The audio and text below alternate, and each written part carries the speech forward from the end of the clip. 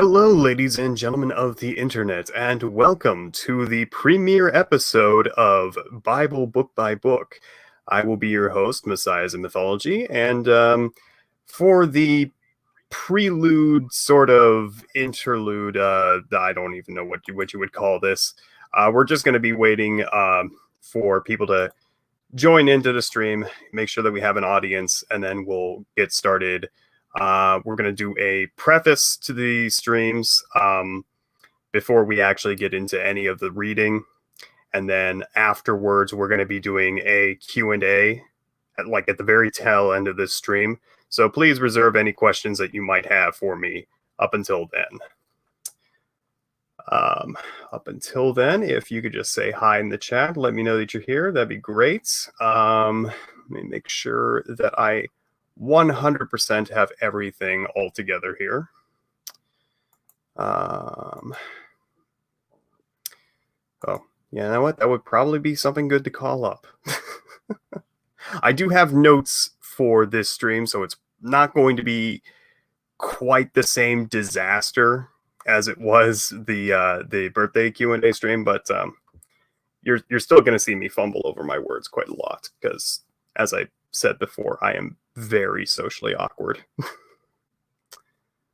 Open folders, mythology scripts, BBB part.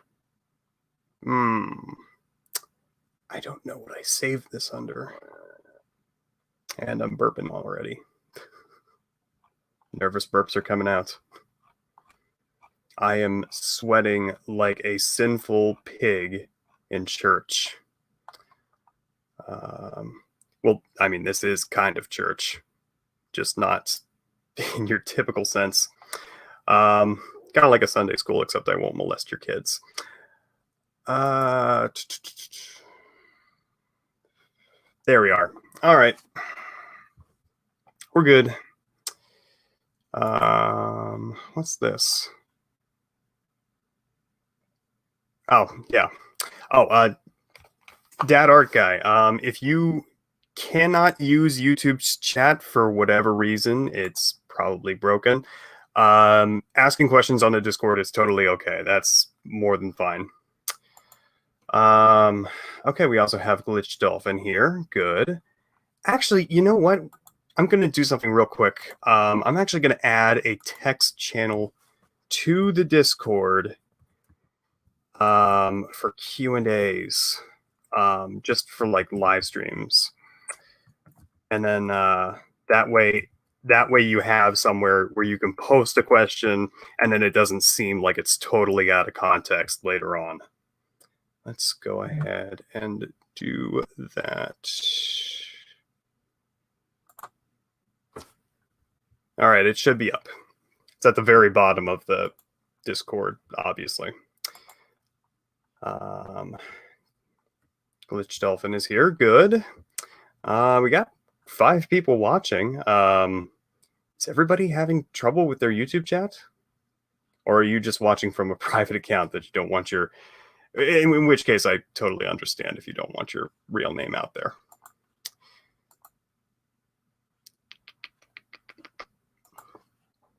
And it's already up there.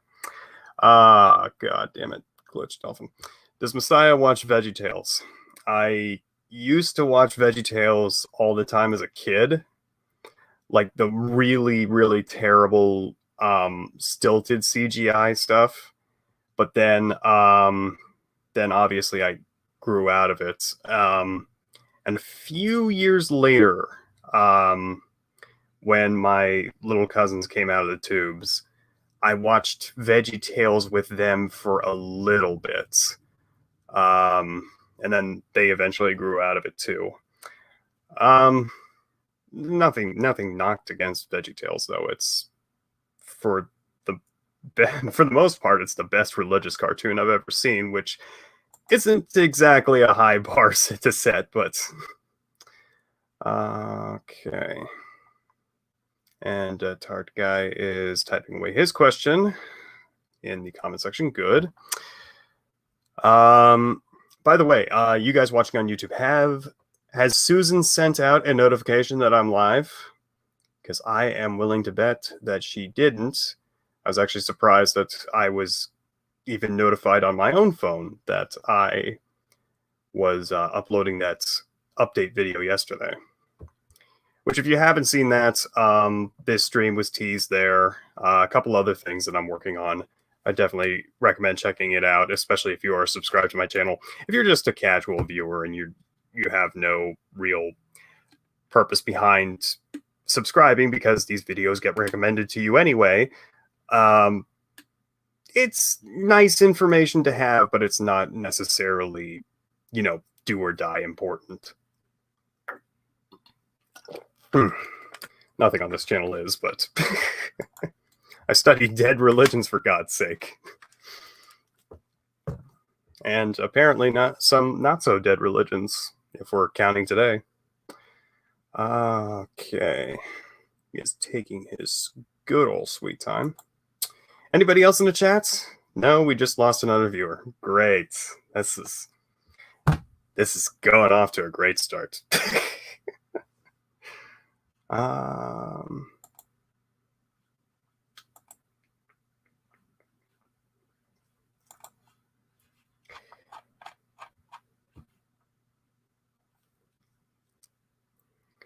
Yes, I see. We've lost another. They will never be educated in let's take it to 0. To be honest with you, I'm actually expecting that nobody wants to watch this sort of stuff. And like, I even took it to a much more convenient time, and I'm still not really seeing too much of an improvement in terms of the viewership, which, I mean, that's okay. I mean, I'm kind of used to, with live streams, not having that many people show up for them. So, hey, whatever. It also doesn't help that, of course, YouTube doesn't send out the notification to anybody. I'm going to try to keep myself from talking too long, because I do want to get into the introduction here pretty soon, in case anybody wants to watch this back, in case they missed the live stream, because of course they did. They don't even know it exists. Finally we got the question. How's your day, and what are your thoughts on Adam and Eve? My day is pretty dreary. It's raining all day today. Rained all day yesterday. It's going to rain all day tomorrow. But at the very least, I did have today off, hence why the stream. As far as my thoughts on Adam and Eve, you'll hear them as we get into the actual presentation. But the question I will ask you is, which version of Adam?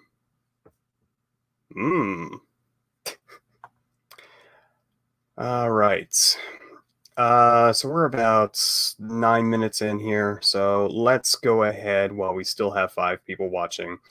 And let's actually get into the preface for this stream. So, like I think most of you can tell through my accent, I did grow up in the Rust Belt of the United States,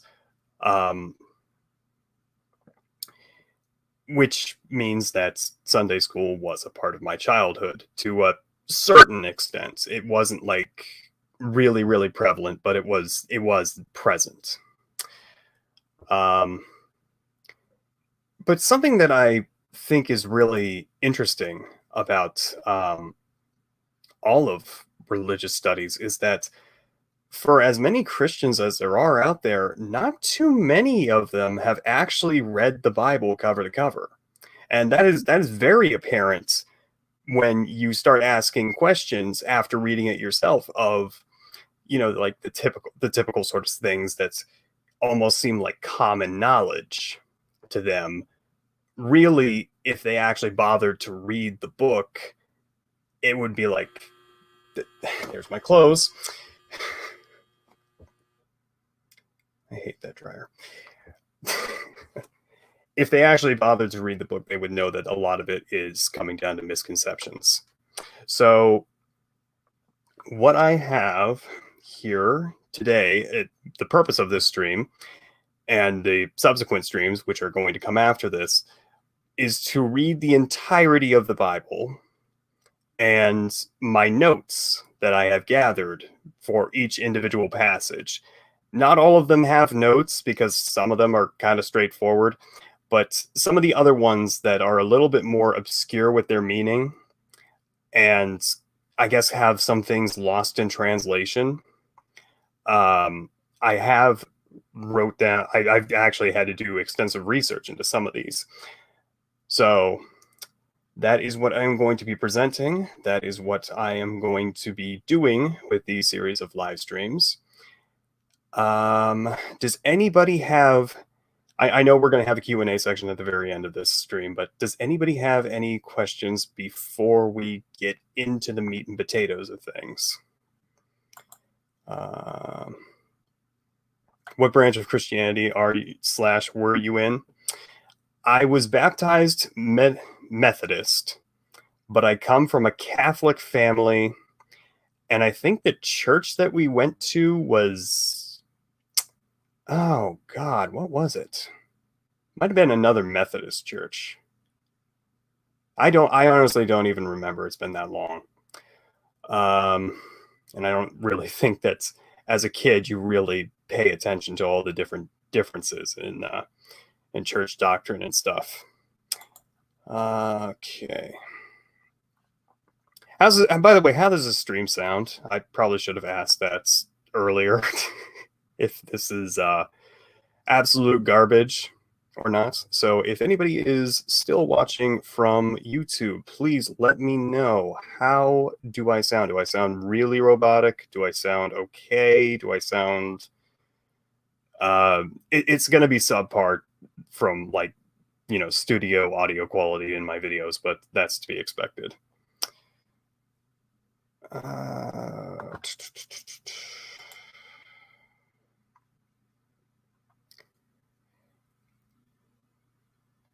All right. What are your thoughts on the modern uses of the first couple in media? I'm reading other these off of Discord.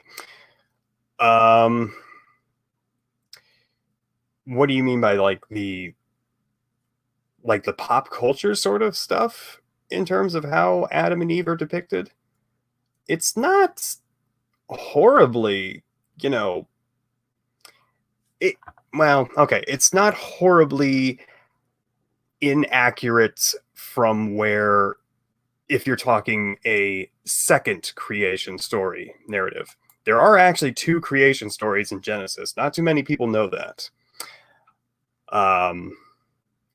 Yeah, if you're going by the second creation story, the Adam and Eve depicted in pop culture is usually pretty good from there. That being said, this is my first time going through the entire Bible myself. I don't exactly read it for any kind of casual recreational purposes, but it is definitely an interesting experience thus far. Hopefully, if we keep this up and we actually time it out real correctly, we might actually be able to cover the Noah flood story the same time that we drop our 1,000 subscriber special, if we ever do get to 1,000 subscribers, of course. Many things can happen. Susan could finally discover my channel and realize she doesn't quite like me. And then it just all gets terminated from there. That would not surprise me. All right. Anything else?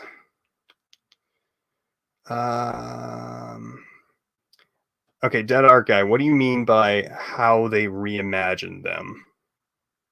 Because you got to be like, are you saying like how Adam and Eve are like depicted as being like perfectly white Germanic looking people when they should be at the very least Mediterranean complexion?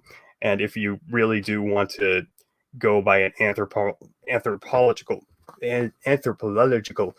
you know what I'm trying to say, record, they're probably going to be more like hold on one second.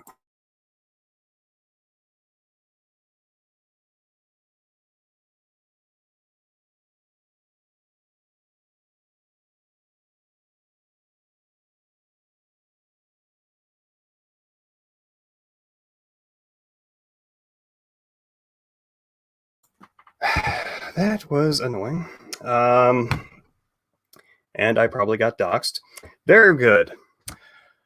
And I completely lost my train of thought. Thank you very much.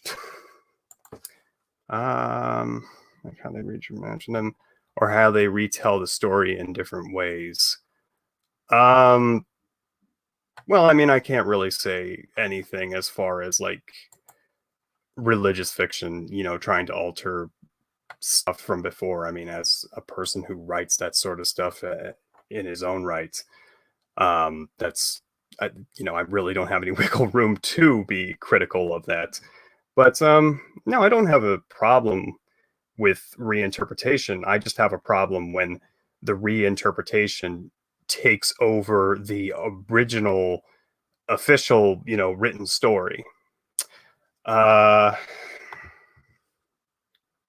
Okay. So I think we are pretty good for questions beforehand. Like I said, if you have any questions throughout the entirety of the lecture that I'm about to give, please withhold those until the very end of the stream at the Q&A section. All right, so let's get into this. I'm going to go ahead and I'm going to share my screen. I am using the New American Standard Revised edition of the Bible, just because it's kind of in that sweet spot between the horrible inaccuracies of the King James Version and the more modern, like motel sort of Bibles that you see in plain English, but a lot of it gets lost in translation by that point, since you're trying to write for a more modern American English speaking audience. Okay. I just had a brain fart. I had to remember how to share a screen. Brave tab. And here we go. Alrighty, so we are, of course, going to be starting at the beginning. Genesis chapter 1, verse 1. So let's start off here. In the beginning, God created the heavens and the earth. One of the most famous lines throughout the entirety of the Bible, probably one that most people are very familiar with, and then they drop the book and never read it again. Now, something to note here is the Hebrew pronunciation of this first line. This comes up later, but the Hebrew, and excuse my horrible pronunciation, I am not a native Hebrew speaker. It is Beresit Elohim baraet hasamayim weet harares. So the main focus of this one that I want to draw your attention to in this is the word God. Now, God in the Bible, or at least in the Genesis, it's a little bit of a contentious title throughout the entire canonicity. Jehovah, which I'm sure is a popular name that many of you are familiar with, is actually a German mistranslation of the Hebrew god Yahweh. And Yahweh is an interesting case study, as he was originally written as a war god with divine influence over the storms and was worshipped alongside other Canaanite gods and goddesses, or gods and goddesses from that particular region in the world. Which, of course, if you do a little bit of tracing back, actually have their roots in Mesopotamian mythology and are carried over as influences from there. So now in this opening passage, God, as we just described in Hebrew, is referred to as Elohim.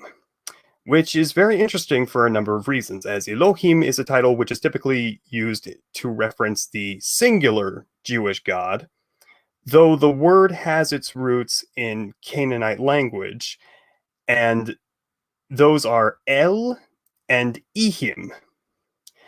Now, El was the chieftain god in the Canaanite religion, and Ehim was used to refer to the entirety of the pantheon, kind of like how the Greeks referred to their pantheon as the Olympians. In Canaan, in ancient Canaan, Ehim is used as a sort of descriptor for everybody.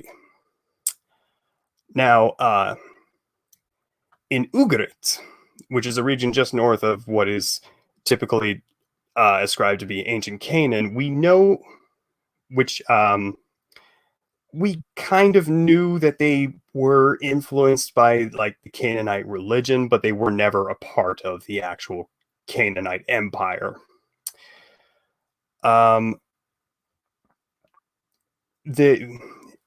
It's actually in Ugarit where we are able to find the only surviving records of Canaanite mythology, not specifically attributed to the Bible. And these are known collectively today as the Ugaritic tablets. Such stories which were accounted through there is the cycle of Baal, the cycle of Akhwat, things that I will probably cover in the future, but I don't have immediate plans to do so. So anyway, the two root words, El and Ehim, were kind of fused together to create Elohim, which basically just means the children of El in a Canaanite context.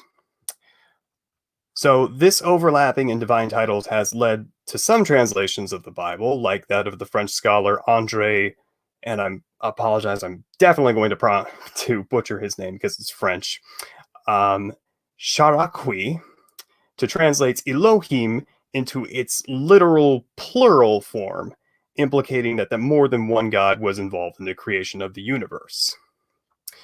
That's just the first line. Isn't that great? that I have such an unbelievably extensive lecture just for one word, really.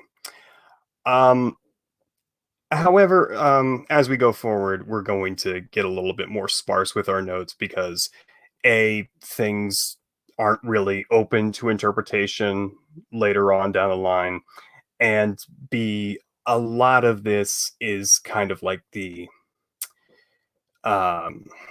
exposition dump for the remainder of the Bible that we have to go off of from here. So let's continue. Genesis 1:2 says, "And the earth was waste and void, and darkness was upon the face of the deep, and the Spirit of God moved upon the face of the waters." Let's draw attention to this first part here, and the earth was waste and void. So in Hebrew, I'm going to go ahead and reference that, at least this part of the line from here, and then I'm not really going to circle back to Hebrew again because A, my pronunciation is terrible, and B, I just couldn't find one in an anglicized or a Latin alphabet for later on down the line. Translation of the entirety of the Bible. I just have notes. So, "And the earth was waste and void," reads, Weha ares heyata tohu wabohu. So, was, in this case, I'm going to draw attention to this one because it's actually the subject of quite a bit of scholarly debate. So, heyata is an interesting word in Old Hebrew as it can be used in two different connotations. The one in which it is used here, and the more common of the two translations, is was. However, the word can also be equated to the English became, which carries with it some interesting implications, including the idea that the world created by Elohim was not entirely original, but rather repurposed using materials from a previous world which had been destroyed before this one, and leads to all sorts of nonsensical conspiracy theories, such as the Norse recreation narrative, or the collective idea of Hinduism and samsara influencing the Bible, which is nonsense, frankly. There's too much geographical separation, especially at that point in history, for there to really be a connection which is drawn between the two.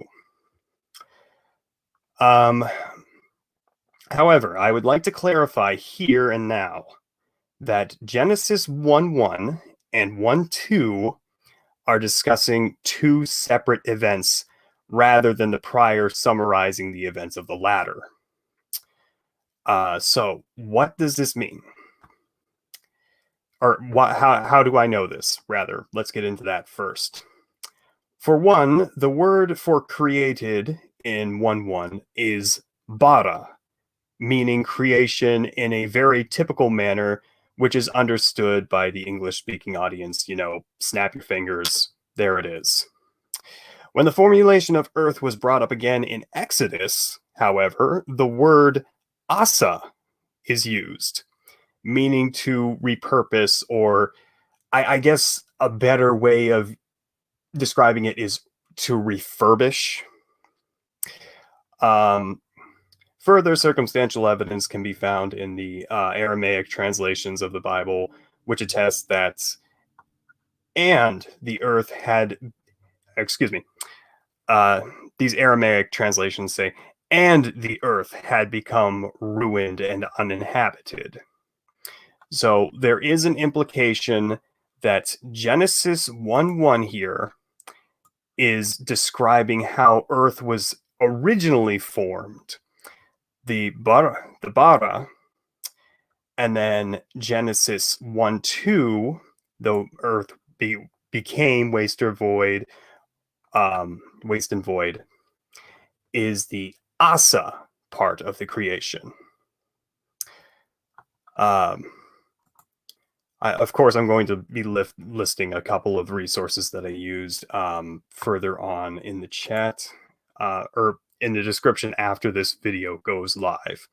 I should probably change the ticker. let's make sure that I got all my ducks in a row here, folks. Okay, let's continue. Do I have anything for Genesis? No, I don't. Okay, so Genesis 1:3, and God said, "Let there be light," and there was light. Genesis 1:4, and God saw the light, and that it was good, and God divided the light from the darkness. Genesis 1:5, and God called the light day, and the darkness he called night. And there was evening, and there was morning one day. So, there's some speculation on how days are meant to be interpreted in Genesis. You have the more literal, connotation where a day starts in the morning and then ends at night. And then you have the more apologist reinterpretation of days, in that a day in Genesis is much, much longer. And so it lines up a little bit better with things like anthropological fossil records and things of that nature. Dinosaur bones, if you will, is a huge hurdle for these people to do their mental gymnastics around. However, if you read out the entirety, and there was evening and there was morning one day, this proves that the creation story does actually follow the same span of time for a day as our modern contemporary definition of a day. It begins with a morning, proceeds through the afternoon, and then ends with an evening before cycling over and starting all over again. So, yes, the world was created in 7 literal days, according to the Bible. not 7 figurative days, which somehow come out to 1,000 years each. Okay, so let's move along to Genesis 1:6, which I do have a note here for. And God said, "Let there be a firmament in the midst of the waters, and let it divide the waters from the waters." Now, what does this mean? A lot of people don't know this, but the firmament is sort of like a glass ceiling, which is meant to be built above the earth, which contains the quote unquote upper waters.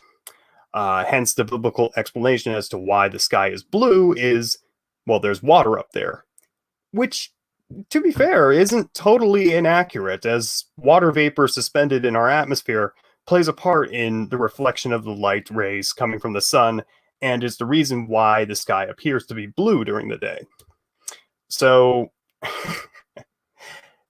it works in that context. However, you also have to keep in mind that it's like a glass dome over a flat earth, and there is you then would have to accept that there is a whole tank of water literally suspended in the sky.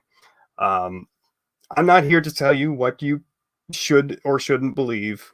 I'm just merely saying that this is according to people who lived several centuries ago, millennia ago, in fact.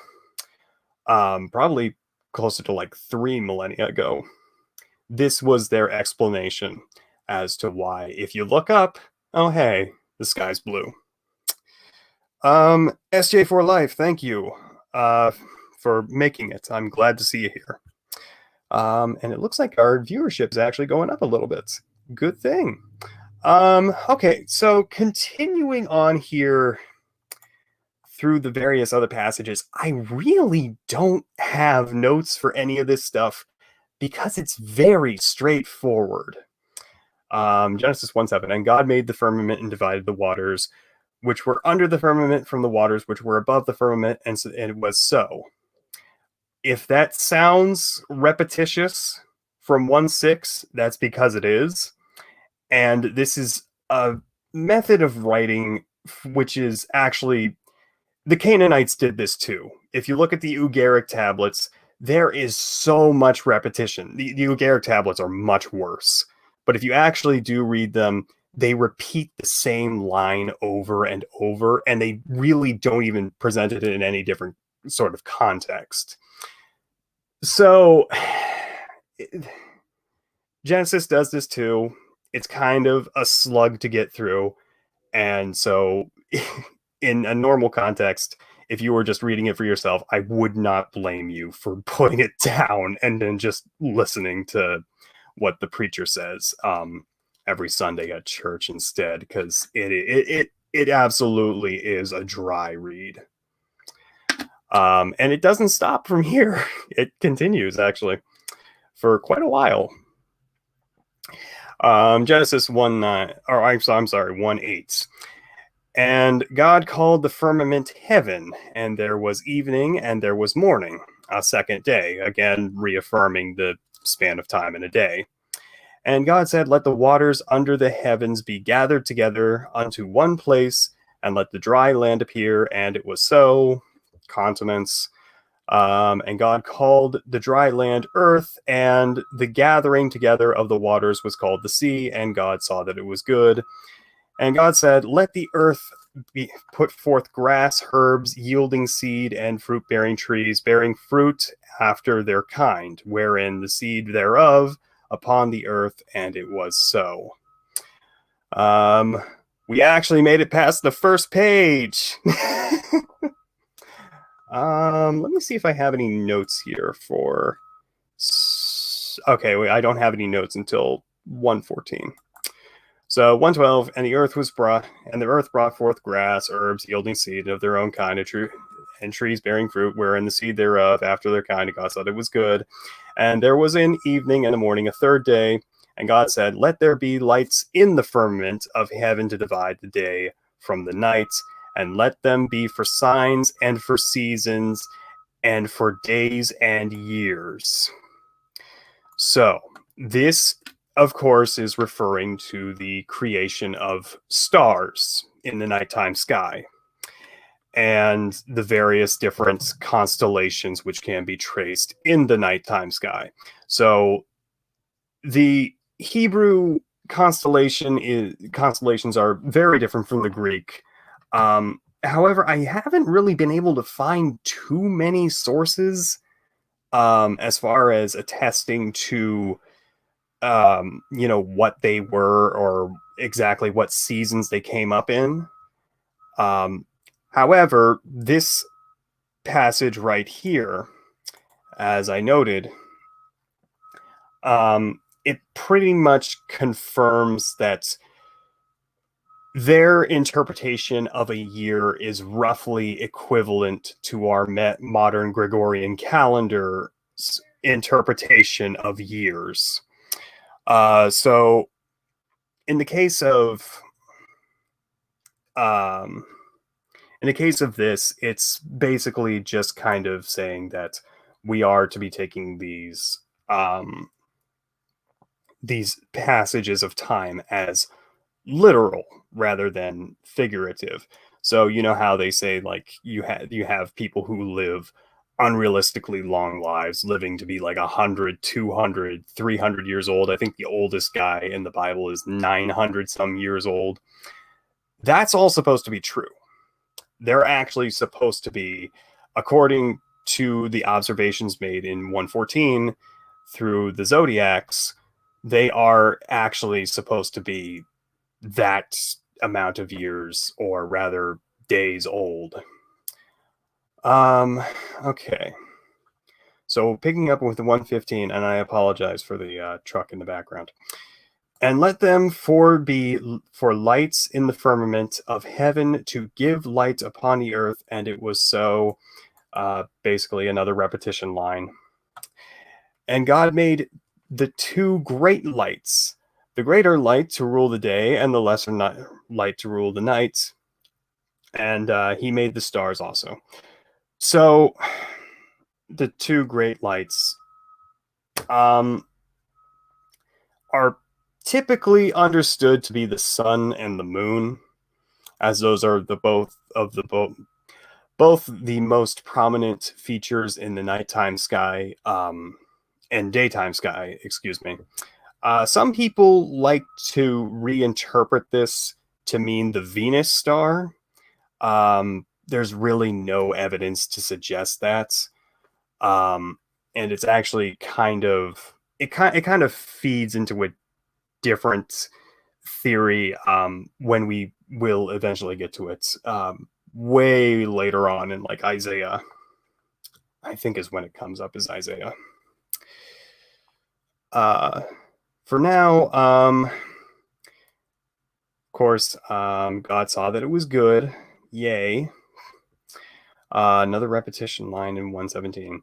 Let's move along on to 119. And there was evening, and there was morning, a fourth day. All right.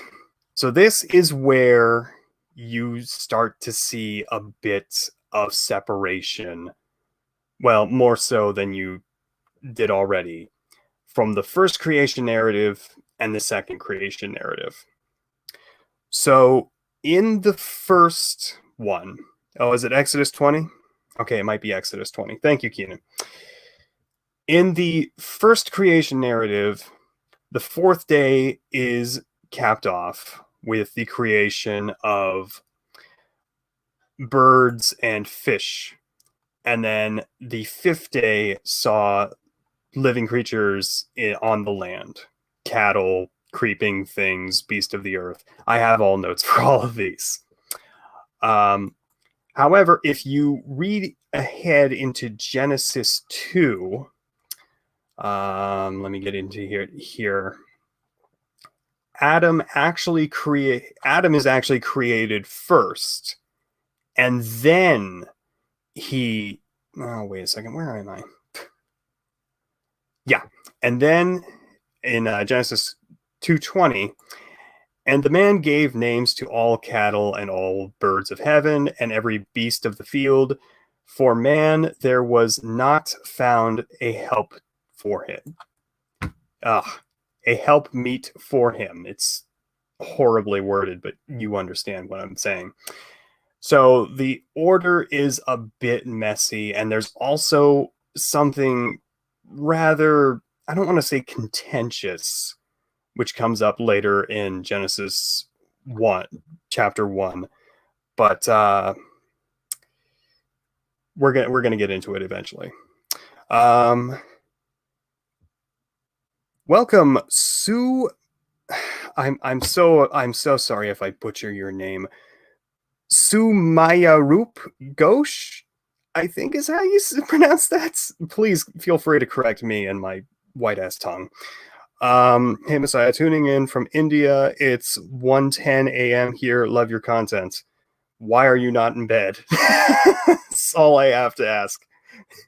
Or rather, why are you not spending your 1 a.m. playing video games rather than watching me? My God. It surprises me to no end that people actually do watch my channel.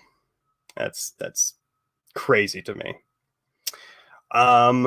Anyway, getting back to it. Genesis 1:21. This is something that I want to draw your attention to. The great sea monsters. So,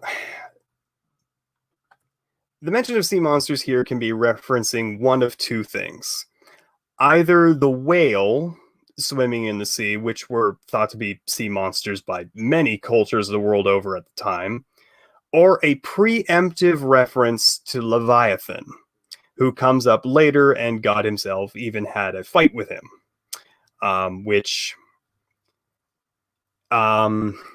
when Baal comes out later on this month, you'll see where that actually has some parallels to not only Baal, but also Marduk from Sumerian mythology a bit earlier than that. Okay. I'll say for the record now, though, that if this was a preemptive mention of Leviathan, which it most likely is, the same favor is not done for Behemoth.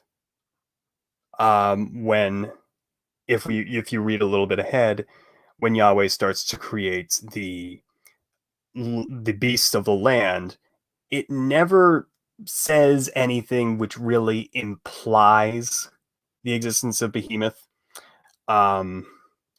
There is going to be a video in the future. SJ for Life has been pestering me for it for a very long time, and I will say it is coming out. I don't know if it'll be this year or next year, but it is most certainly it's on my sticky notes.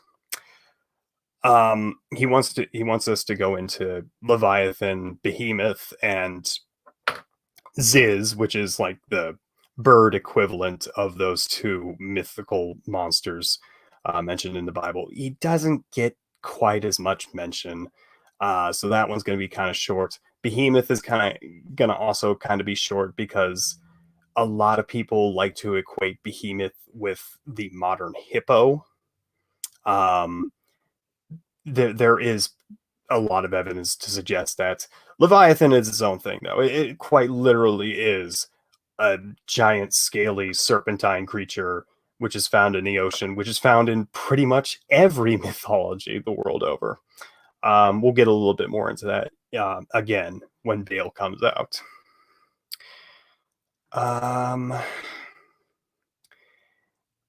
And anyway, let's see here. And God blessed them, saying, "Be fruitful and multiply, and fill the waters in the seas, and let birds multiply on the earth." Meaning that birds do not do the no pants dance up in the sky. Kind of makes sense. And there was evening, and there was morning, a fifth day, and God said, let the earth bring forth living creatures after their kind, cattle and the creeping things and the beasts of the earth after their kind. And it was so. So I want to draw attention to creeping things because this actually plays. It's not an important distinction right now, but it does come up later when we finally do get to the end of Genesis, chapter 3, and a little bit more into, I think it's Leviticus, or it's either Leviticus or Deuteronomy, where they outline the dietary restrictions. But anyway, the creeping classification of animals may seem a bit strange to outsiders. So allow me to explain. In Judaism, there is certain dietary laws said to be sent straight from God, which dictate the animals people are allowed to actually eat. And these laws are called kashrut. And they dictate what can be eaten, which is, of course, kosher food. You've probably heard that before. And what cannot, which is called treif. These laws are based on the ancient Hebrews' primitive understanding of food safety. So basically, if it does not chew cud and have cloven hooves, it is not kosher. So this includes things like mice, snakes, various species of birds, and even pigs at the time. Because back in, the days of the Bible, they really didn't have good practices set in place on how to prepare these animals. So it was really more of a public safety sort of thing, more so than, or it was written as, actual religious doctrine, but it was more of a public safety thing back then. I don't know you anything. That's good. Towels are starting to get back into 70%. So in addition, the kashrut laws also forbid the consumption of an animal if it was not killed and prepared in accordance with Jewish tradition. This means no grape products such as wine can be consumed unless it came from a Jewish vineyard, and no blood meats can be consumed, as traditionally all the blood must be drained from an animal before eating it. Hence why, blood sausage and other things which came out of Eastern Europe, or really Central Europe, are kind of seen as unclean to these people, in terms of how they view the dietary law, their own dietary laws, which I think is a neat little thing to note as of right now. The real separation between men and creeping creatures doesn't come until a little bit later, with the obvious example being obvious, but we're not quite there yet. We're not even to chapter 2. Jesus Christ. All right. And God made the beasts of the earth after their kind, and the cattle after their kind, and everything that creepeth upon the ground after its kind. And God saw that it was good. You getting tired of the repetition yet? Because there's plenty more of it. And then God said, let us make man in our image, after our likeness, and let them have dominion over the flesh of the sea, and over the birds in the heavens, and the cattle, and so on and so forth. Just oof, though, drawing attention to our. So the use of our here is also present in the Hebrew translation, and it implies a multitude of gods or some other divine being here. However, this is not necessarily a gotcha moment for the theists, as the Book of Jubilees does clarify when exactly the angels of God were created. Let me go ahead here. I do have it. Let me pull it up here real quick. I got to go back into StreamYard to do this sort of stuff. Stop screen, share screen. window, and Book of Jubilees right here. So Jubilees kind of it it's very funny because it does date itself. It was actually written right around 150 BC through archaeological estimates. So it's more of a modern text, but it does recontextualize things um, in Genesis and a little bit further down. We're actually starting in chapter 2 because chapter 1 starts the whole thing in media res, which isn't really a popular literary quirk, which doesn't really come up, I think, until the Aeneid, if I'm not mistaken. And then its popularity kind of trickled down from there, and then up until the end of the 19th century, we just had every book start in media res, and it is very annoying. However, chapter 2, Book of Jubilees, does clarify, for on the first day he created the heavens which are above the earth and the waters, and all the spirits which serve before him, the angels of the presence, and the angels of the sanctification, and the angels of spirit, of fire, and of the angels. I think that was just kind of contentious translation, and the spirit of the winds, the angels of the spirit of the clouds, and of the darkness, and of the snow, and of hail, and of hoarfrost. Okay.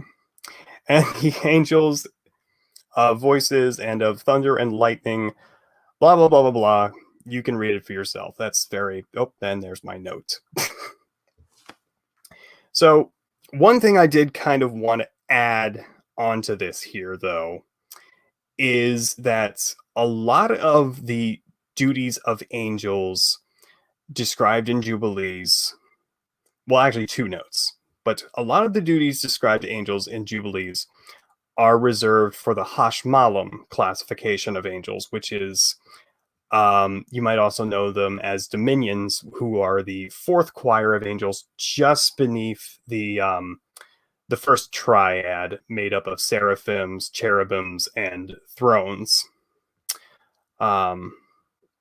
These are the deities who are pretty much responsible for creating and controlling the weather and the certain patterns thereof. So that's neat. But there's also the spirit of fire. Now, traditionally, well, not traditionally, but like in Second Temple period Judaism, they start equating angels to fire a lot. And that's where you get seraphim from. It's actually, their names mean the burning ones. And it is said that their passion for praising the Lord is so great that they literally set themselves on fire in order to accomplish this sort of stuff, which is pretty crazy. And it also runs a sort of parallel with Islam and the jinn from that culture.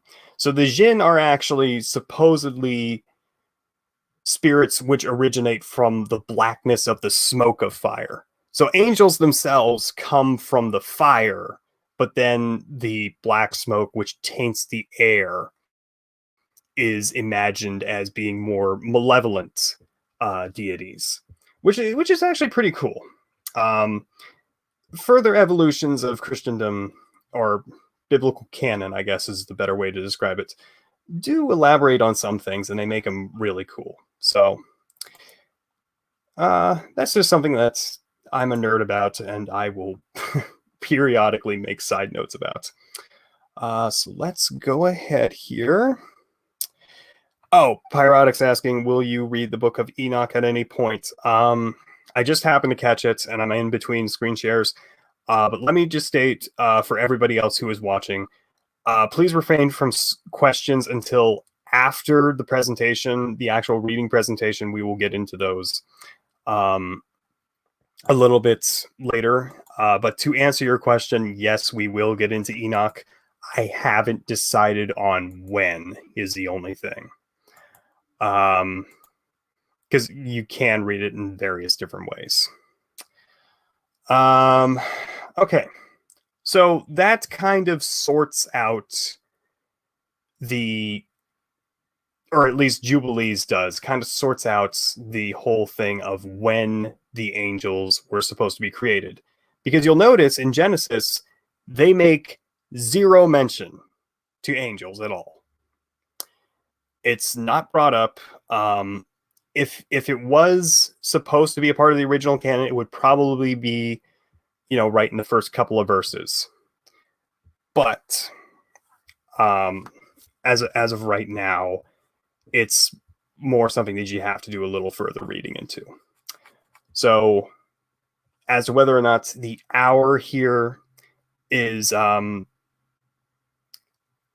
referring to our image and us, if it's referring to other Canaanite gods, or if it's in reference to the angelic beings he created presumptuously in his own image as well, I'll leave that up to your own interpretation. Like I said, I'm not here to sway anybody's faith. I'm just trying to educate and stop calling me and give some background information on certain things. So let's continue. And God created man in his image. In the image of God created he him. Repetition. I love it. Male and female. That's another one. So this is another branching off point for between Creation Story 1 and Creation Story 2. Male and female are created at the same time in the presumably older version. So the note I have here, the first one is where the man, who you'll notice isn't explicitly called Adam, and the first woman are created at the same time. Now, many theists like to argue that this is simply a summarization of the creation of mankind, with the further details filled in by later passages in Genesis chapter 2.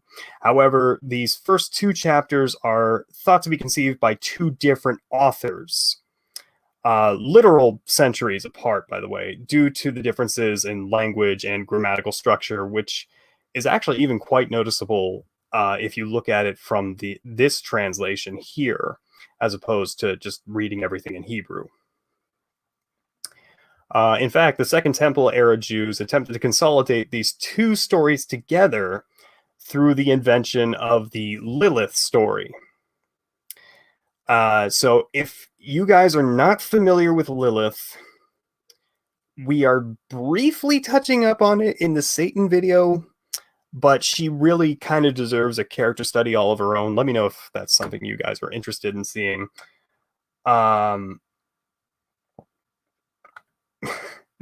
That's just for further on. However, we do have another attempt to craft a narrative between the first creation story and the second.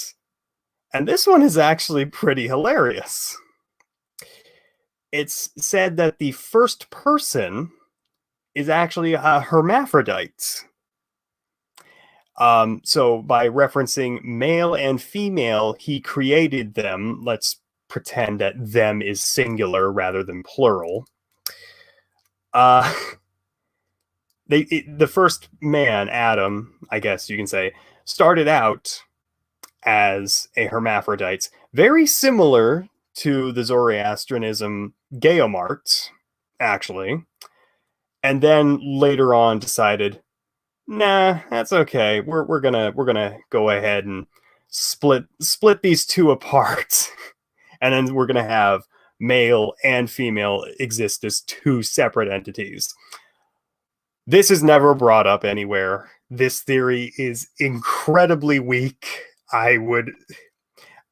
Like I said, I'm not trying to sway anybody's personal beliefs. But if you come into my chat with this, I will make fun of you for it relentlessly.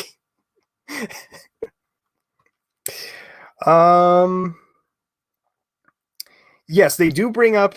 Okay, Keenan, again, try to keep the questions until the end. I do have the side chat open anyway on my phone, which is probably a bad habit for me, but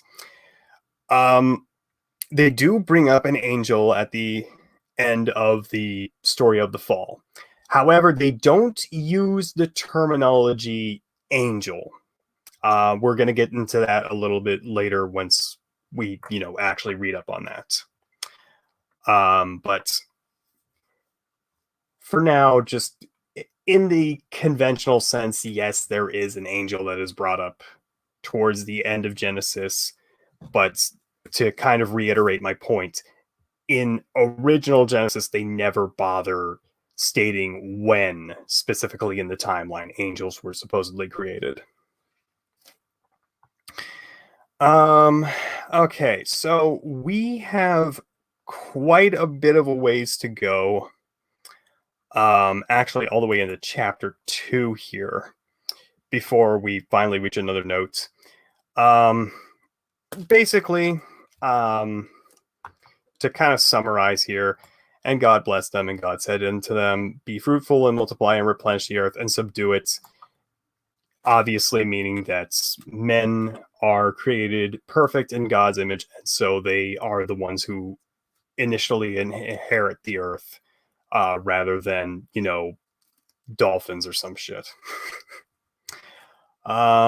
They have dominion over the fish of the sea, over the birds of the heavens, and over every living thing that moveth upon the earth. This is justification written in the Bible as to why we are allowed to eat animals and make meals out of them. And God said, behold, I have given to you every herb yielding seed, which is upon the face of the earth, and every tree in which is the fruit of a tree yielding seed. To you it shall be for food. And to every beast of the earth, and to every bird of the heavens, and to everything that creepeth upon the earth, wherein there is life, I have given every green herb for food. And so it was so. Pretty self-explanatory. And God saw everything that he had made, and behold, it was good. And there was evening, and there was morning, the sixth day. So, some things are curiously absent from this initial creation story. You may have noticed no mention of the tree of knowledge. That doesn't come up until Genesis 2, which we are about to get into, actually. So let's not read too far ahead here. Genesis 2:1. And the heavens of the earth were finished, and the host of them. And on the seventh day God finished his work which he had made, and rested on the seventh day from his work which he had made. And then God blessed the seventh day and hallowed it, because that in it he rested from all his work which God had created and made. Now, here's the thing. Originally, the Sabbath was always held on a Saturday rather than Sunday. Hence why Saturday is still considered to be the seventh day of the week by many cultures. In fact, in Spanish, the word for Saturday, I believe, is sabagado, which, comes from it being the Sabbath day, being exalted in that way. However, the Sabbath day was changed after Constantine converted to Christianity and encouraged the practitioners of the largest religion of the day, that being Mithraism, to go to church. However, to these pagans steeped in deep tradition of sun worship, Sunday was actually the holiest day of the week to them. So in an effort to consolidate the two religions, Constantine actually changed this Sabbath day to a Sunday, where it remains to this very day. And yes, it does say later on that, again, reading ahead, anyone who works on a Sunday will die. It does not say murder your neighbor, though, if you catch them doing yard work outside on a Sunday. Do not misconstrue that. It just simply says, they will die. As ambiguous as that is. If God actually, is supposed to strike them down with a lightning bolt, or there's supposed to be some sort of accident, who knows? Please don't kill your neighbors if you see them mowing their lawn and minding their own business on a Sunday.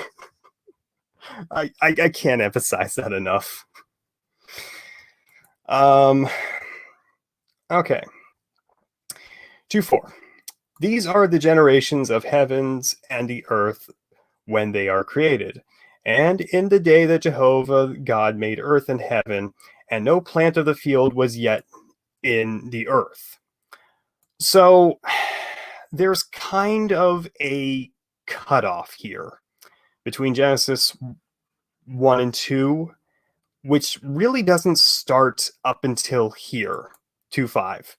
When you get into the part of the summary where there was no plants in the field yet, and so he caused it to rain upon the earth, and there was not man until to till the ground.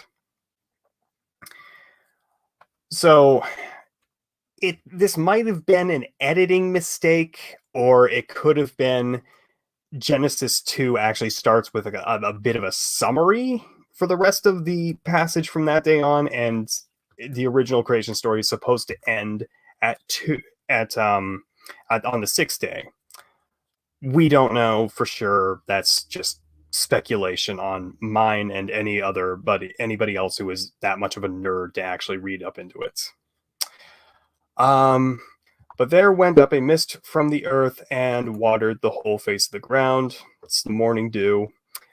And Jehovah God formed man of the dust of the ground and breathed into his nostrils the breath of life, and man became a living soul.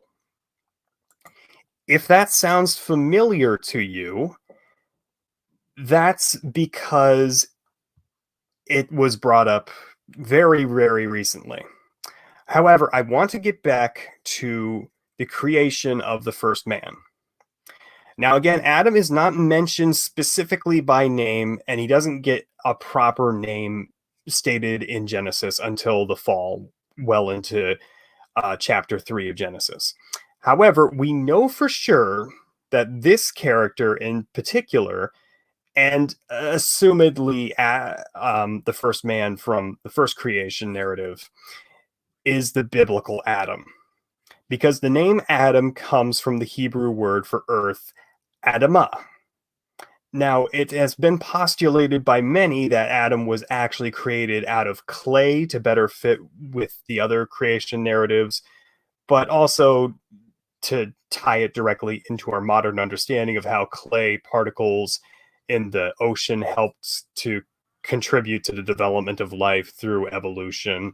It's more apologist bullcrap from there when you really, really get into the technical stuff.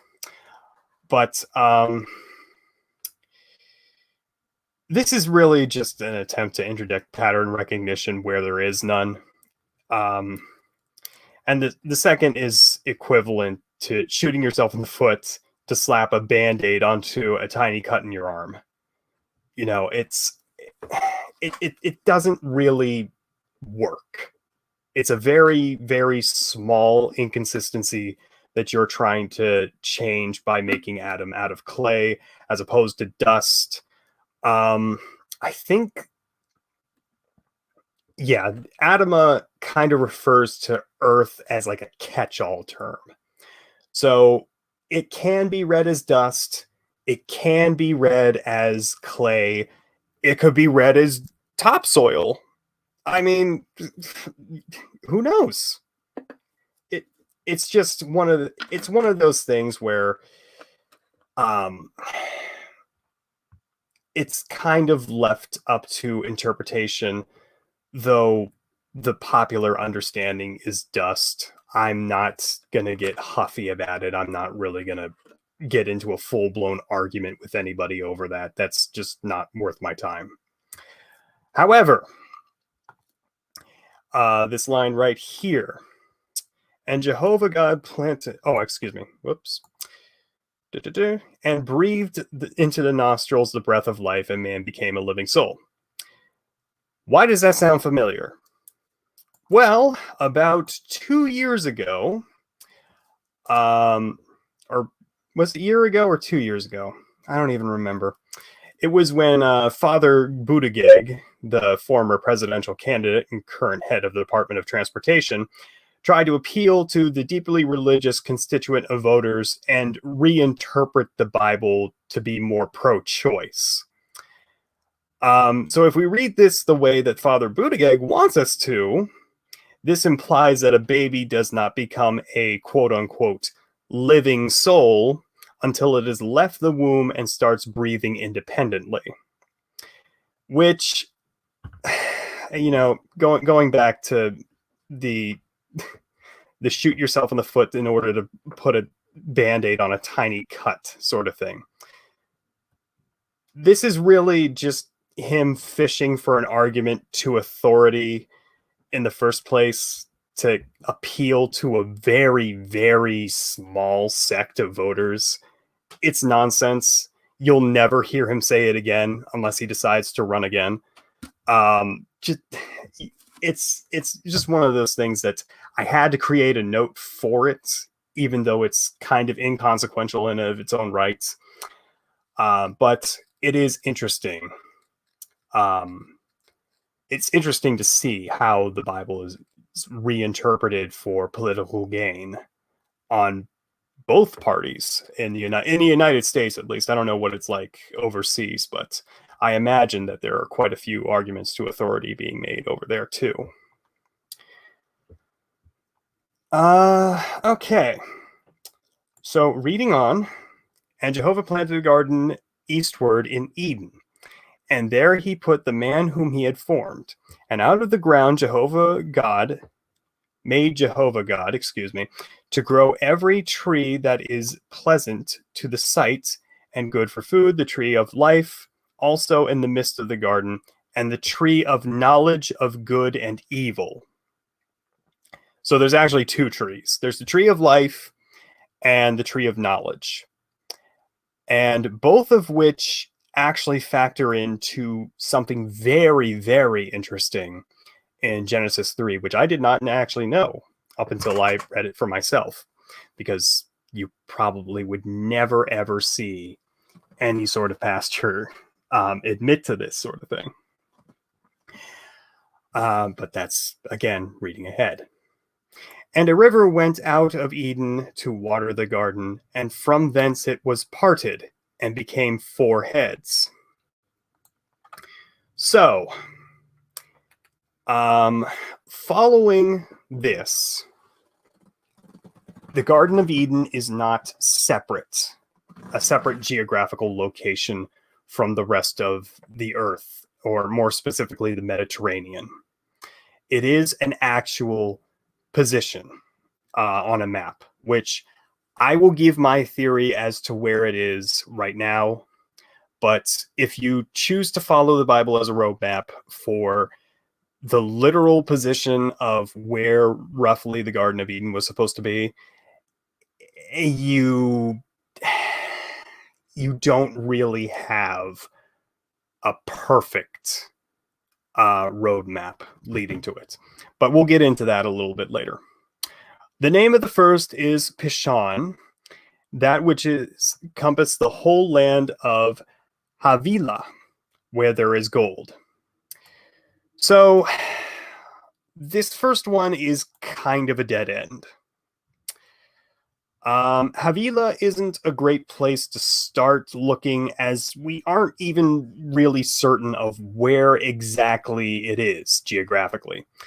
There is some debate on whether it is referring to modern-day Somalia or somewhere in the near Arabian Peninsula. But the Roman historian Josephus actually claims that the Pishon River mentioned in this passage is actually the Ganges, which, of course, would take them all the way into eastern India, and that just doesn't make any sense at all. going by later mentions of rivers here. So Pishon is kind of as to where it is. Basically, your guess is as good as anybody else's. The second one, which gets brought up here, and the name of the second river is Gihon.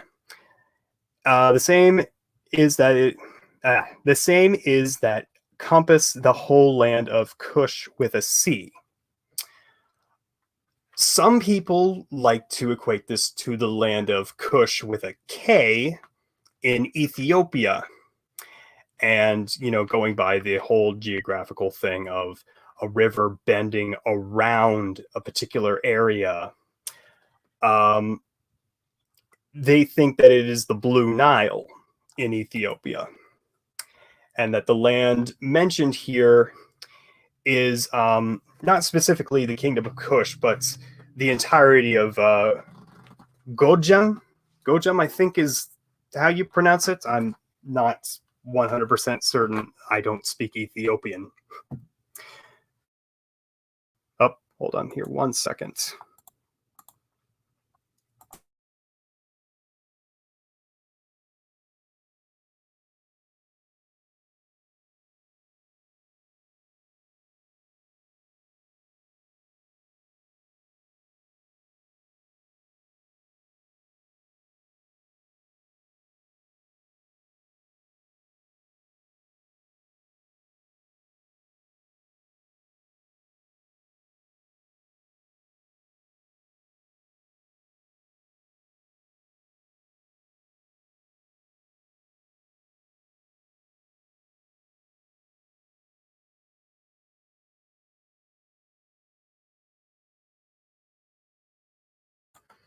Okay, sorry about that.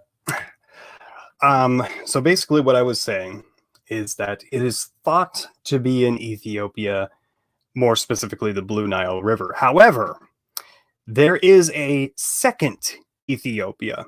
There is Ethiopia in Africa, but there is also an Ethiopia closer to the Fertile Crescent. And so some people kind of interpret this, as well as the fact that Cush begins with a C rather than a K, as it's some river out in, the Fertile Crescent. Of course, Gihon is not an actual river anywhere near this particular spot in the world. So we're going to go ahead here and move along to the two rivers that we can identify. And the name of the third river is Hiddekel. That is which goeth in front of Assyria, and the fourth river is the Euphrates. Okay, so Hiddekel is actually the name the Hebrews gave to the Tigris River. Tigris didn't really get its name up until the Greeks got around to it, and then they named it after their word for tiger. Whatever. So Tigris and Euphrates, and it's also kind of supported by, the whole geography goeth in front of Assyria sort of thing. Tigris and Euphrates, we absolutely can pinpoint where they are on a map. And they do actually, conveniently enough, intersect at a particular region, which is called Shat al-Abra. I completely butchered that. Shat al-Arab, which is roughly translated River of the Arabs, which then flows into the Persian Gulf.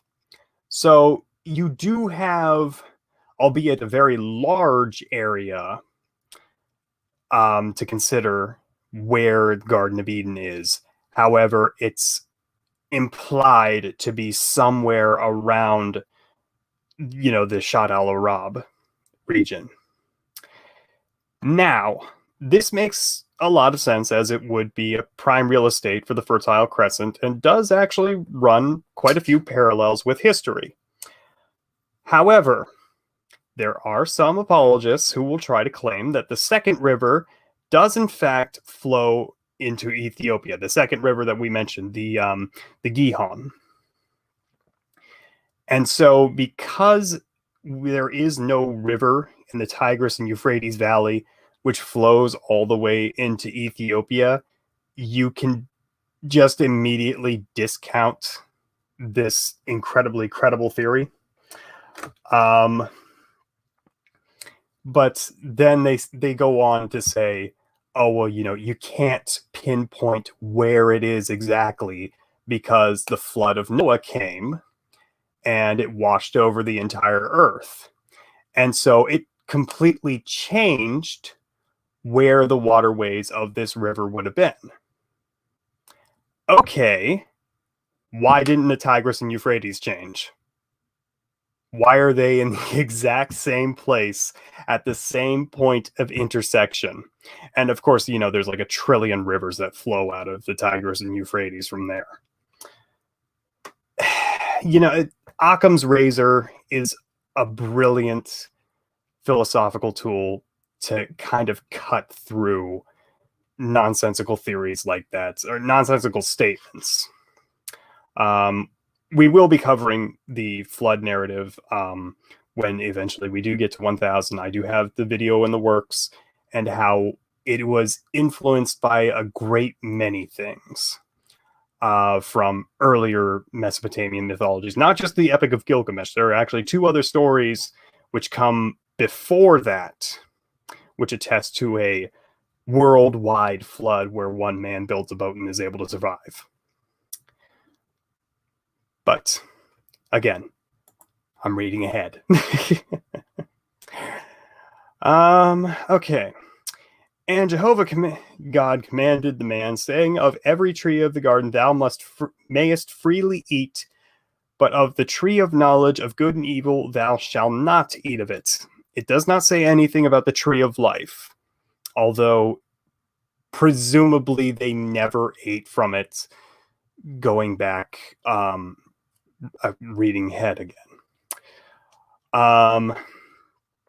For it is in the day that thou eatest thereof, thou shalt surely die. So they don't actually die. This is even pointed out in Genesis 3 later on. It's just kind of like the empty threat in a way where God is able to explain it to them without expressively saying, hey, listen, if you eat this, all of your ignorance is going to go away and you're not going to be blissful anymore. Instead, he's just like, nah, you're going to die if you eat that. So don't eat that. And Jehovah said, it is not good that the man should be alone. I will make a helpmeet for him. And so this is, again, where the story branches off again. So out of the ground, Jehovah God formed every beast of the field and every bird of the heavens and brought them unto the man to see what he would call them, and whatsoever the man called every living creature, that was the name thereof. How did Adam come up with these names? I don't know. He's just like, oh, that animal over there, that makes a ba sound. I think I'll call that a sheep for some reason. Whatever. And the man gives names to all cattle and to the birds of the heavens and to every beast of the field. But for man there was not found a help meet for him. Help meet for him implies a couple of different things here. The most obvious thing is Adam can't mate with any of these animals to continue the lineage of them from this point forward, unlike, all the animals in creation. And that is the primary reason why Eve is created. However, she is also meant to assist him in getting things set up in the garden. And And Jehovah God caused a deep sleep to fall upon the man. He date raped him, and he slept. And he took one of his ribs and closed up the flesh instead thereof.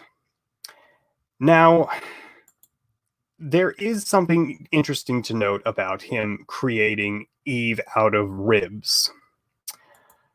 So the word here used in ancient Hebrew is tesela. Oh God, I hope I'm pronouncing that correctly. Otherwise, it's Tesla, and then that just no. Guys, Elon Musk did not write the Bible, which means either an individual rib or the entire side of Adam, if we go by the original Jewish context. That part is kind of whatever. It doesn't really mean anything. However, the taking of the rib to create Eve is interpreted by some as a way for God to symbolically state that men and women are equals. As if he wanted to make her less than Adam, he would have fashioned her out of his feet, which, the feet in Hebrew culture are meant to be seen as the most lowly part of the body, the unclean part of the body, which tramples upon the land. Whereas if he was trying to make her superior to Adam, she would have made him out of his head, which is the highest part of his body, which is, of course, closest to God. So the fact that a rib was used is meant to say that she was made close to Adam's heart. And that implies then that she is to be treated with respect and to be cherished, but not to be deified, more so as a creative equal to him.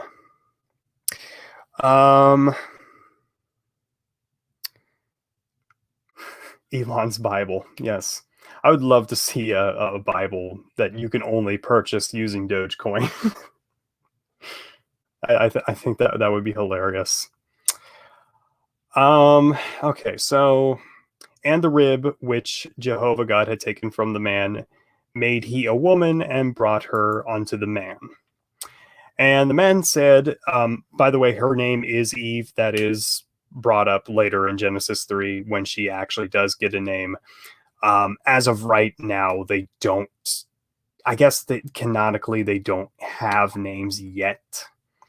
But again, going back to Adamos, there is a root for Adam's name, and an Eve later on is interpreted by the Hebrews. I think it's roughly equivalent to the word for first, first place, first woman.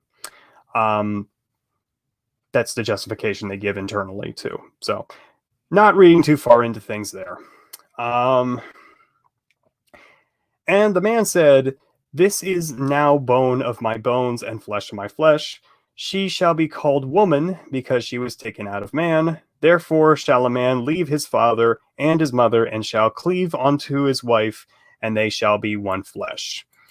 So this is poetically the Bible saying, yeah, this was the first marriage, and then they consummated it later on that night. Being of one flesh, being a euphemism for, sex. Your parents probably don't like me talking about that, so I'm going to move along. And they were both naked, the man and his wife, and were not ashamed. So, as opposed to Genesis 2, which can be read as a separate story, and should, frankly, be read as a separate story, Genesis 3 picks up, and it's actually a continuation of 2. Now the serpent was more subtle than any beast of the field which Jehovah God had made, and said unto woman, Yea, hath God said, ye shall not eat of any tree in the garden. God, this is horrible English. The serpent, of course, in modern times is equated to the proper noun Christian Satan. That terminology is never used internally in Genesis, as they don't even use ha-satan to kind of denote the serpent as an adversary. And the serpent isn't actually a serpent by this point, but again, reading ahead. And woman said unto the serpent, of the fruit of the trees of the garden we may eat, but of the fruit of the tree which is in the midst of the garden, God hath said, you shall not eat of it, neither shall ye touch it, lest ye die. And the serpent said unto the woman, again, not using Eve, ye shall not surely die, for God doth know that in the day ye eat thereof, then your eyes shall be opened, and ye shall be as God, knowing good and evil. Okay. So basically, the first step for mortal man to be like God has been accomplished several millennia ago with the eating of the first fruit. And that is being able to distinguish for yourself the differences between good and evil, and can actually kind of be seen as a exodus from ignorance into basic morality from there. So we are literally halfway there. However, there is another step which comes up later in this passage when we eventually will get to it. And when the woman saw that the tree was good for food, and that it was a delight to the eyes, and that the tree was to be desired to make one wise, she took the fruit thereof and did eat. And she gave also unto her husband with her, and he did eat.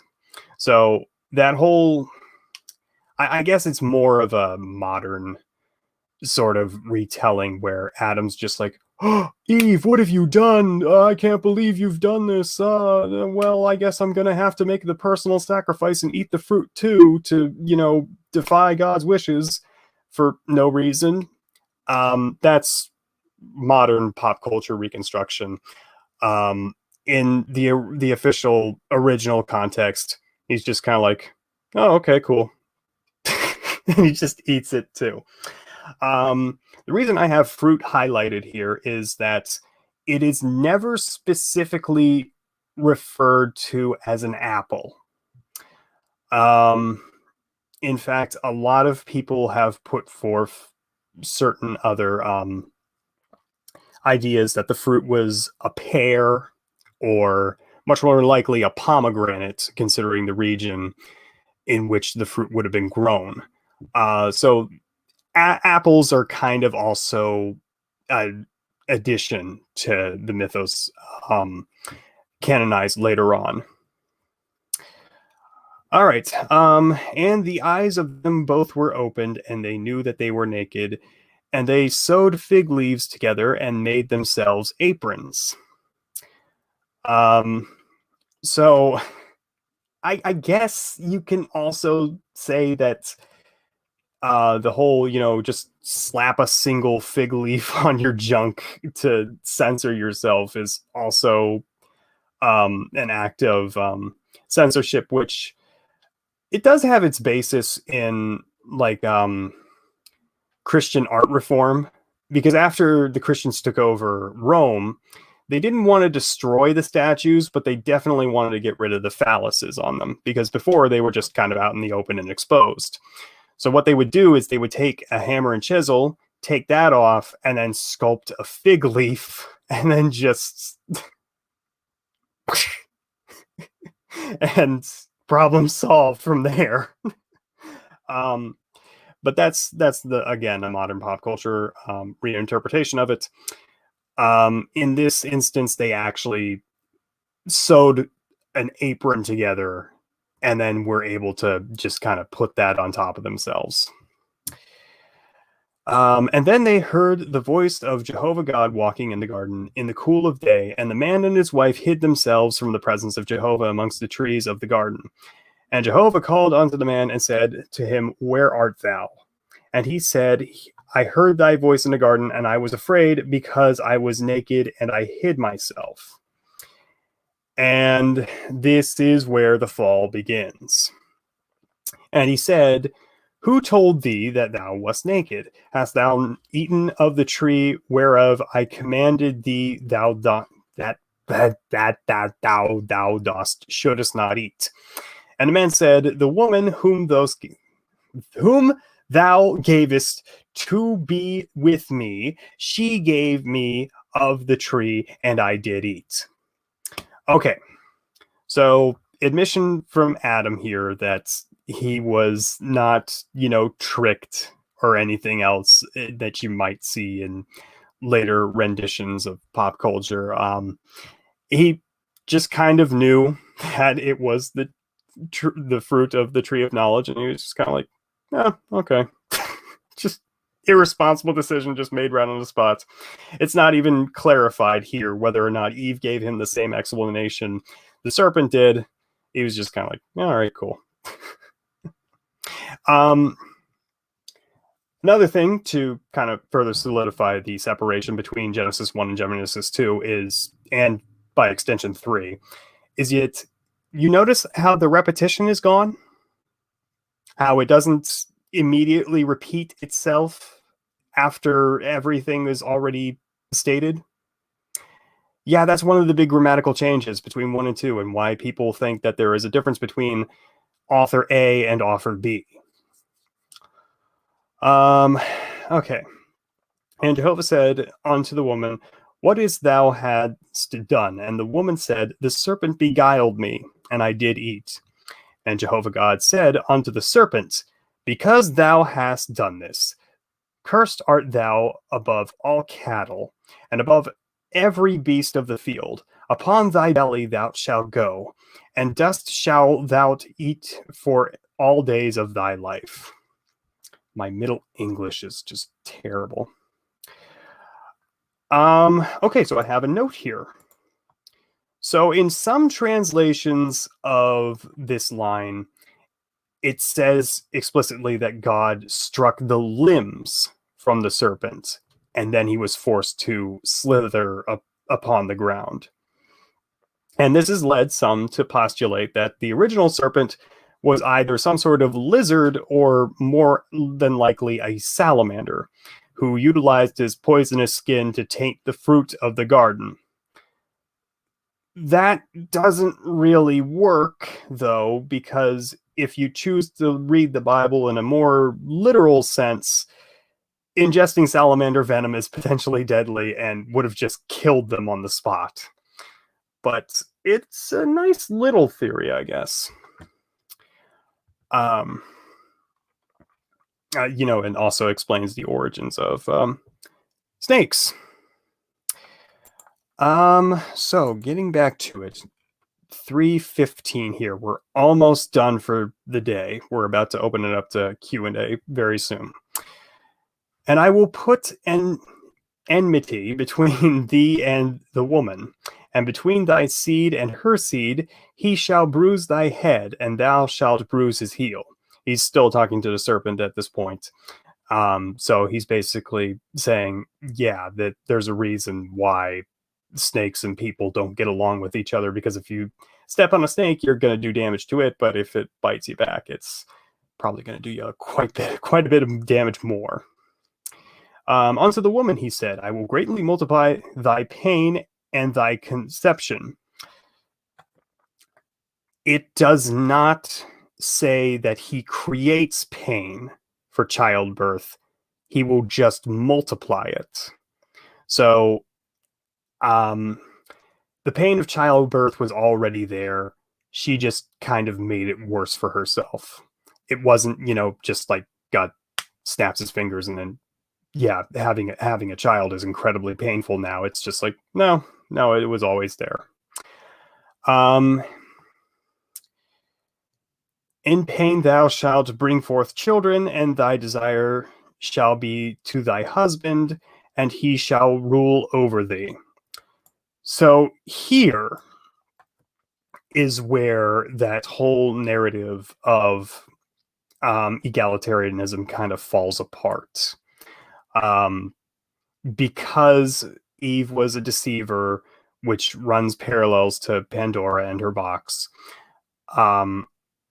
man is now seen one step above the female gender, which is a theme which continues to permeate itself throughout a couple of different Mediterranean cultures, not necessarily specific to all of them.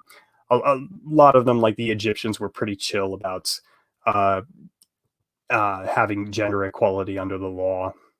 Um, and in some cultures, like the Celts, there's actually evidence to suggest that there was that female members of society were seen as more valuable than the men for their ability to birth out children. But of course, in Judaism, we have to have a doctrine there. And unto Adam he said, because thou hast hearkened unto the voice of thy wife, and hast eaten of the tree which I commanded thee, saying, thou shalt not eat of it, cursed is the ground for thy sake. In toil shalt thou eat of all of the days of thy life. Thorns and thistles shall it bring forth to thee. Now, the thorns and thistles this isn't really a note. It's kind of just something something interesting I noticed when reading through here. In Zoroastrianism, which we covered in our video summarizing that, it is said that Ahriman, in his war against Ahura Mazda, caused all of the plants to grow bark and thorns and other prickly things. And that is a direct result of his actions, as opposed to here, where Yahweh is the one who does that, and it's just because he's pissed. So it does kind of show how this is a much earlier work. Satan was not invented yet as a malevolent poisoner, I guess. And it even says later on in, let's see here, Isaiah 45:7, I form the light and create darkness. I make peace and create evil. I am Jehovah that doeth all of these things. So, again, the whole weal and woe is attributed to one god initially. However, later on down the lines, Satan was more or less constructed as a concept to kind of simplify to potential pagans who they were trying to convert as to why this god is good and benevolent, as opposed to wrathful and vengeful as he's originally supposed to be seen. Okay. So, in the sweat of thy face shall thou eat bread, till thou return unto the ground, for out of it was thou taken, for dust thou art, and unto dust thou shalt return. I think it's King James who says, or something along those lines. This is where ashes to ashes, dust to dust comes from.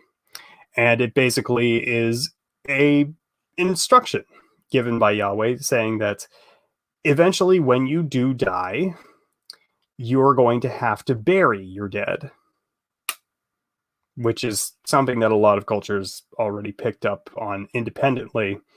It's kind of interesting how that actually came about. It's one of those things that I guess it's kind of ingrained in the collective unconscious, the practice of burying your dead.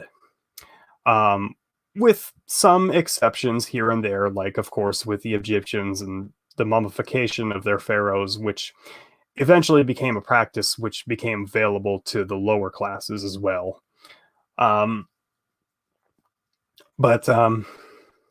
Yeah, that's just just another nerd fact for me. And the man called his wife's name Eve because she was the mother of all living, and Jehovah God made for Adam and his wife coats of skins and clothed them. So they get their names. God skins some poor animal. Who knows what that was? Probably something that didn't make it past Noah. And they were just kind of like, yeah, here you go. There's pelts. And Jehovah God said, behold, the man is become as one of us to know good and evil. This is actually very interesting. The whole of 322 is very interesting, so pay attention. And Jehovah God said, behold, the man is become as one of us to know good and evil. And now, lest he put forth his hand and also take of the tree of life and eat and live forever. Which then, of course, eventually leads to them getting kicked out in 323 and 324. Very interesting to note that. So, like I said before, the first step to obtaining a godlike state for mortals is to differentiate itself from, ignorance and to a sense of morality. Then to eat from the tree of life from there is to grant you immortality. And that is the second step to being to progressing yourself into an immortal being. I'm losing my voice if you can't tell. I've been reading for so long and talking. And so that is why we have been expelled from the garden and forced to move eastward, further on into the Fertile Crescent. And it says here in 324, so he drove out the man and placed at the east of the Garden of Eden the cherubim. This is what Pyrotic was making mention to. I think it was Pyrotic. They do mention cherubim by name at the very end of Genesis 3:24. They do not specifically denote this as an angel, but through angelic hierarchies which come out through later revisions to religious works, especially after the Second Temple period, it became identified with angels. However, in this passage, and the flame of a sword which turned every way to keep the way of the tree of the life. So you can take this literally as it's holding a sword of fire, which is just going around all over it and just incinerating anybody who even gets close to the tree of life, which is badass. Or some people take this as, like we said earlier, the Tigris and Euphrates, as they flow into the Arabian River, it's kind of meant to branch off from there. And so that is where all the different tongues and other water reservoirs come from, to divert people from the tree of life. So it's meant to be seen as more of a diversion rather than an actual protection. And that, ladies and gentlemen, is where I will stop the reading presentation for today. And we're going to go ahead and we're going to move into the Q&A section. I've been missing a couple of comments here, so I'm going to go ahead and read those now, and also get myself a Pepsi to quench my goddamn scratchy ass throat. So if anybody has any questions about what we just covered, please leave them in the comment section while I compose myself.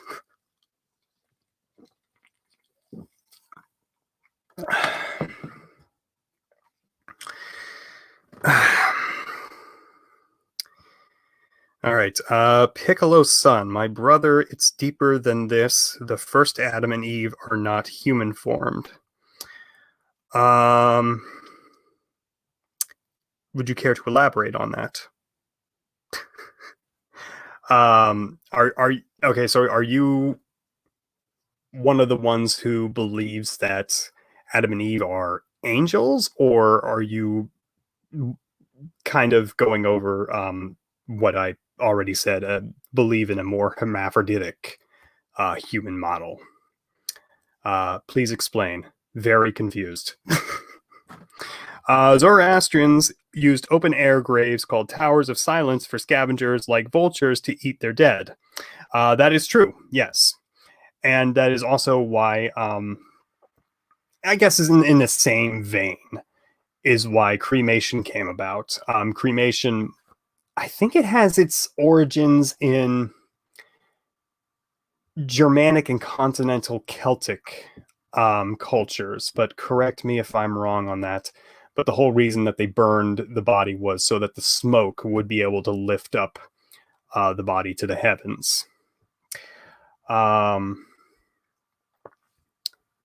brother, you were only seeing the illusion that is coded into the words to protect the information. Okay. Okay. Yeah. I'm very sure. God damn it.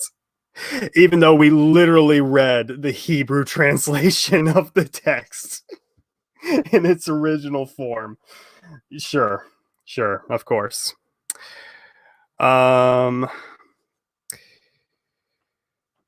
You need to cross-reference all the religious books so that you see what is similar to spelling the illusion. Dude, we are already doing that. Like I said, we just went into Book of Jubilees.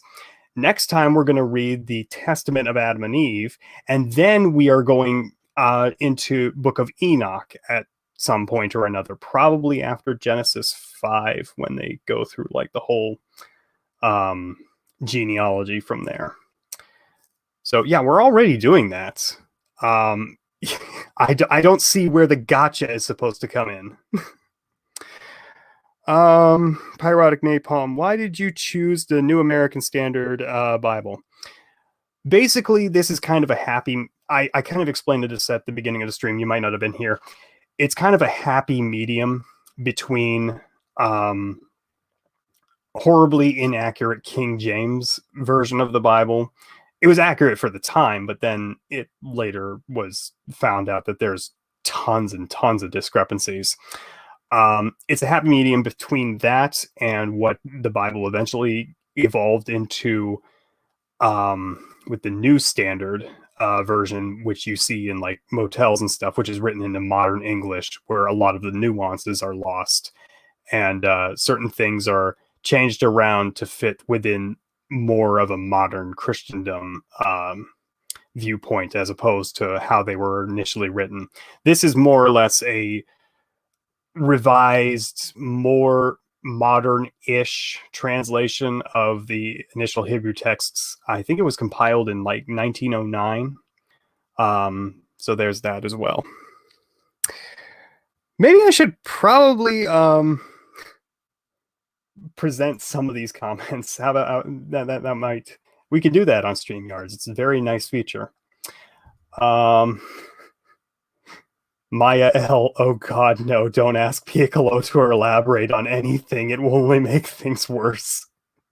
I trust me. I'm not going to read anything else from him after the Codex of the Bible comment. I'm pretty sure he's either a troll or he needs some help. Keenan writes, what if Adam and Eve ate from the tree of life instead, and we'd be unaware of everything but live forever? Well, you see, that's kind of something that goes into like a more modern theory surrounding the tree of life. It's implied before, because he did not explicitly forbid them from eating from the tree of life, that Adam and Eve probably snacked on it a few times, and that's why they lived exceptionally long lives outside the Garden of Eden. But it may just be a rule that when you eat it, you will live forever, but from there you have to stay in the garden. I don't know. It's a theory. It's what if they live forever and remained ignorant? Well, I mean, then this channel wouldn't exist. Now, would it? Z Gig, love your videos, man. Keep up the good work. Thank you. SJ4 Life, any chance you'll look at the Gospel of Judas? Oh my God. Yes, we will eventually. Oh, that's years in advance for this series, but we will be looking at the Gospel of Judas in this series, and if we ever do our video on Gnosticism, which I really don't want to make, but like I said, if we make 1000 in the next 10 days, unlikely as that is, I'm obligated to, due to a bet that I made with Glitch Dolphin. But then again, he has to become one of my patrons too, so I guess it's kind of 50-50 trade-off. Or, you know, he could do the smart thing and just pay the $10 and then request a Gnosticism video. there's no need to be roundabout about this. Pyrotic Napalm, okay. I believe when Adam and Eve ate from the fruit, whoa, scrolling. They only became aware of everything, hence they noticed they were naked. Well, yeah, that's kind of the implication that's carried with it, Keenan, is that, like I said, the shedding of ignorance is what really transpired, and from there, the whole thing kind of snowballs from there. And these, yeah, and these fool really tried to hide from God. That's actually something very interesting. Why do they need to hide? God should have automatically been able to like pick up like, ah, crap, they ate from the fruit of the tree, because you know he's supposed to be omniscient. He should have known before it happened. But again, getting a little too far into things. Are the Bibles? Oh, here, Turish is asking a question. Are the Bibles in hotels free to take, or an invitation for us to leave our own religious / mythological text as a trade? I'm not sure. If you take a Bible, it's kind of the same thing as taking like the hotel soap, I guess. Is like you're not supposed to do it, but at the same time, it's already provided to you by the hotel, and it's meant to be dispensed anyway. So, okay.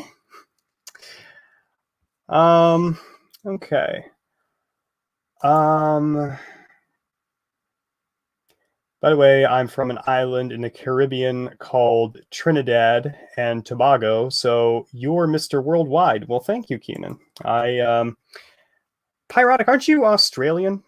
I think that's I think that you said that before. So yeah, I already know that I got people who watch me worldwide. And I think that's really cool. Don't get me wrong. Oh, wait a second. I meant to address this. I don't know if I did in the Q&A live stream.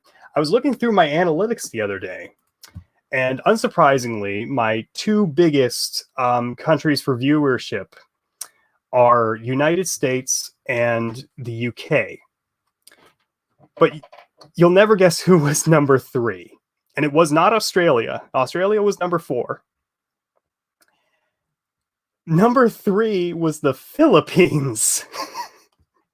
Which is okay. I don't know how that happens. I didn't even realize the Philippines had strong enough internet to watch my videos, to be honest with you. Then again, look who's talking. Mark Joyce, was Snake big or small? It was very scary and scaly. That's all I can elaborate on. Lady Shadow, how did you choose your YouTube character?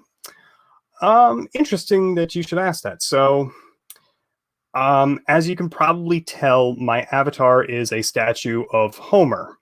And the reason I chose Homer as opposed to some other poet who deals in mythology is because he's more universally recognized. I hate Greek mythology. Well, I don't hate Greek mythology. I hate talking about Greek mythology.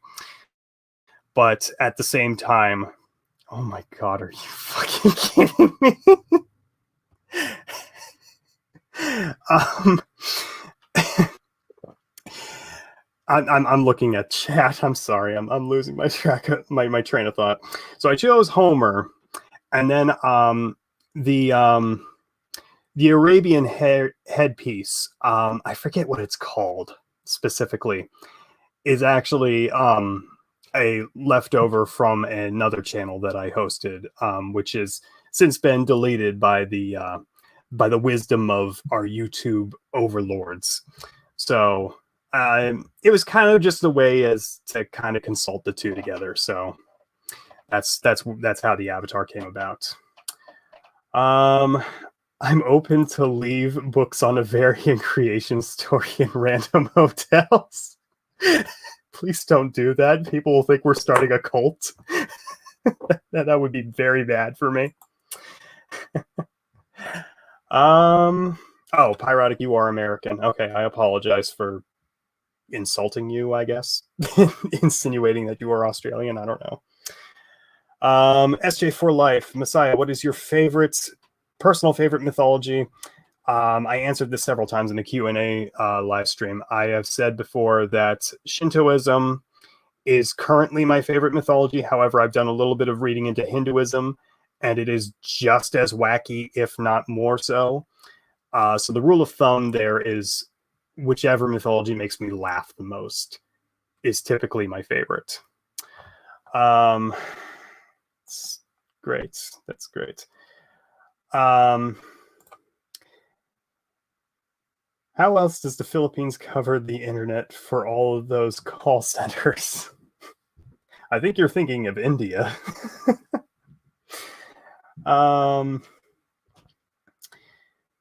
Only non-American thing about me is the fact I'm Arab East Catholic. Huh. Well, there you go. I'm from a make-believe land of ice and snow. Oh, God, I wish Canada was a make-believe land.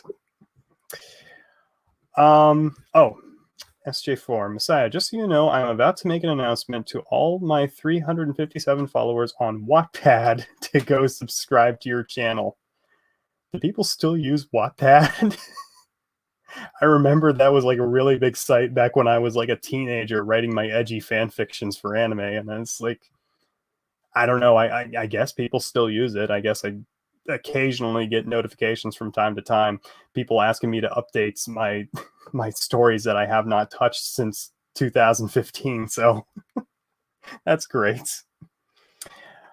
So if you see a bunch of subs between now and the next 10 days, don't be surprised. Well, thank you. I don't know if we're necessarily going to get to 1,000 to make Jolene's wet dream come true, but I am prepared to write Gnosticism if I have to, which is going to take me forever, and it's probably going to turn out like crap. So if it does, you only have Glitch Dolphin to blame. Speaking of which, he has disappeared from the chat. I haven't seen him. Huh.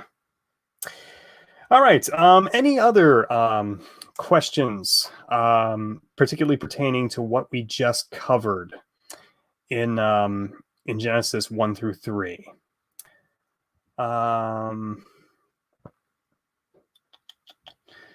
Philippines actually has a lot of call centers, most of them owned by TELUS, a Canadian ISP. Okay, so the Philippines are the Canadian India. That's good to know. Alrighty. Give it a second here because I know Susan likes to put a delay between when I'm actually talking and the chat here, just to make sure that no other actual questions are coming in.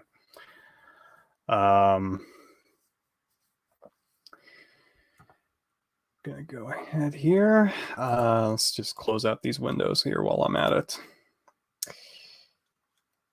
All right. Well, if there are no further questions, I'd like to thank you all very much for watching, first and foremost. This is our first episode going into this sort of thing. So expect more of these in the future. I don't know how regularly I'm going to be able to put them out.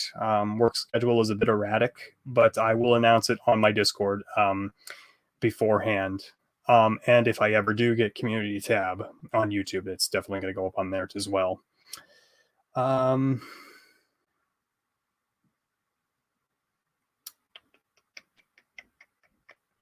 I've only got questions on the Book of Revelations, and we ain't there yet, so I'll wait. Yeah, oh god, there's going to be a lot of questions going over Revelations, trust me.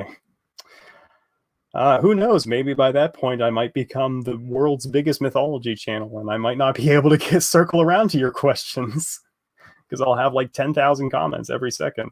Well, man can dream. Alrighty. So that is going to be it for the first episode here, Genesis 1 through 3.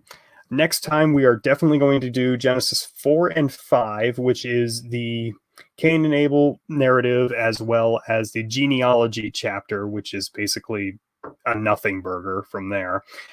And then thank you for doing the Biblical Beast video. I said maybe sometime next year. It's definitely coming. Okay, I've noted your desire for one, and so I definitely have notes to start production on one. Okay. Next time, though, I don't know if I want to just go over those two and the Testament of Adam, or if I want to start getting into Enoch from there, because, Genesis 5 is the logical transition to Book of Enoch. But the thing about Enoch is it's really long, but it's incredibly interesting too. What I might do is episode 2 might be a little bit shorter.